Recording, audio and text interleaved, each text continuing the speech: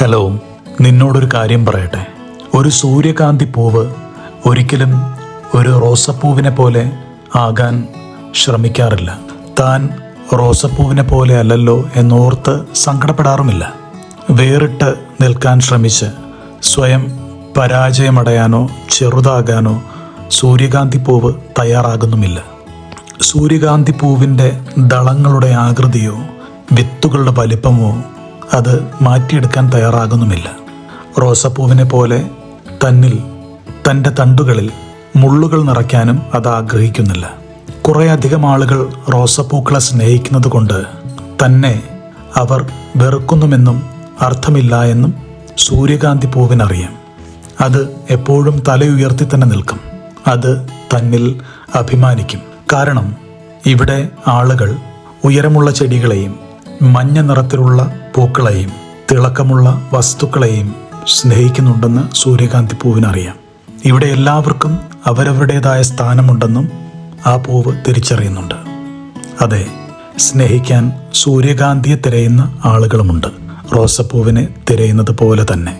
സുന്ദരമായൊരു ജീവിത നിരീക്ഷണം ഇവിടെ ഈ പൂക്കളുടെ, സൂര്യകാന്തിയുടെയും റോസയുടെയും കഥകൾ പറയുമ്പോൾ നമുക്ക് പഠിക്കാനുണ്ട് കേട്ടോ. പലപ്പോഴും മറ്റുള്ളവരെ പോലെ ആകാൻ പരിശ്രമിച്ച് പരാജയപ്പെടുന്നവരാണ് നമ്മൾ. എന്നാൽ നമ്മളെ നമ്മളായി കണ്ട് ഇഷ്ടപ്പെടുന്ന അനേക മനുഷ്യരുമുണ്ട്. എല്ലാവരുമൊന്നും ഈ ലോകത്തിൽ റോസപ്പൂക്കളെ സ്നേഹിക്കുന്നില്ല. റോസപ്പൂക്കളെക്കാളും അധികം മറ്റ് ചെടികളെയും പൂക്കളെയും സ്നേഹിക്കുന്ന മനുഷ്യരുമുണ്ട്. അവരവരുടെ അഭിരുചികളുണ്ട്. മറ്റൊരാളെ ആളുകൾ കൂടുതൽ സ്നേഹിക്കുന്നതിൻ്റെ അർത്ഥം എന്നെ സ്നേഹിക്കാൻ ആരുമില്ല എന്നൊന്നുമല്ല. എന്നെ സ്നേഹിക്കുകയും എൻ്റെ അഭിരുചികളോട് ചേർന്ന് സഞ്ചരിക്കുകയും എന്നിലെ നന്മകൾ കാണുകയും ചെയ്യുന്ന മനുഷ്യരുണ്ട്. മറ്റുള്ളവരുടെ സ്നേഹം കിട്ടാൻ വേണ്ടി ഒരുപാട് പ്രയത്നങ്ങളുടെ ഒന്നും ആവശ്യം നമുക്കില്ല. നമ്മെ സ്നേഹിക്കുന്ന, നമ്മെ മനസ്സിലാക്കുന്ന മനുഷ്യരും നമുക്ക് ചുറ്റുമുണ്ട് എന്നുള്ള തിരിച്ചറിവ് നമുക്കുണ്ടായാൽ മാത്രം മതി. ഇവിടെ എല്ലാവർക്കും അവരവരുടേതായ സ്ഥാനമുണ്ട്. ഇവിടെ എല്ലാവർക്കും അവരവരുടേതായ അംഗീകാരങ്ങൾ ലഭിക്കുന്നുമുണ്ട്. ഒരിക്കലും മറ്റൊരാളെപ്പോലെ ആകാൻ ശ്രമിച്ച് നാം പരാജയപ്പെട്ടു പോകരുത്. നമുക്കുള്ള കഴിവിന്മേൽ, നമുക്കുള്ള നന്മകൾക്ക് മേൽ ശിരസ്സുയർത്തി നിൽക്കാൻ നമ്മൾ പഠിക്കേണ്ടതുണ്ട്. നമുക്ക് വേണ്ടി നിശ്ചയിക്കപ്പെട്ടതെല്ലാം നമ്മിലേക്ക് തന്നെ എത്തപ്പെടും. പണ്ട് ആരോ പറഞ്ഞതുപോലെ ഓരോ ധാന്യമണിയുടെയും പുറത്ത് അതാര് കഴിക്കണമെന്ന് എഴുതപ്പെട്ടിട്ടുണ്ടത്രേ. അതുപോലെ തന്നെയാണ് നമ്മുടെ കാര്യങ്ങളും. നമുക്കായി നീക്കിവെക്കപ്പെട്ടതൊന്നും മറ്റൊരാളിലേക്ക് എത്തപ്പെടുകയില്ല. മറ്റൊരാൾക്ക് വേണ്ടി നീക്കിവെക്കപ്പെട്ടതൊന്നും നമ്മിലേക്കും എത്തപ്പെടുകയില്ല. അതുകൊണ്ട് തന്നെ സ്വതന്ത്രവും സ്വച്ഛവുമായ മനസ്സോടുകൂടെ നമുക്കുള്ള നന്മകളിൽ അഭിമാനിച്ച് ജീവിക്കാൻ നമ്മൾ പരിശ്രമിക്കേണ്ടതുണ്ട്. നാം സ്വയം അംഗീകരിക്കണം.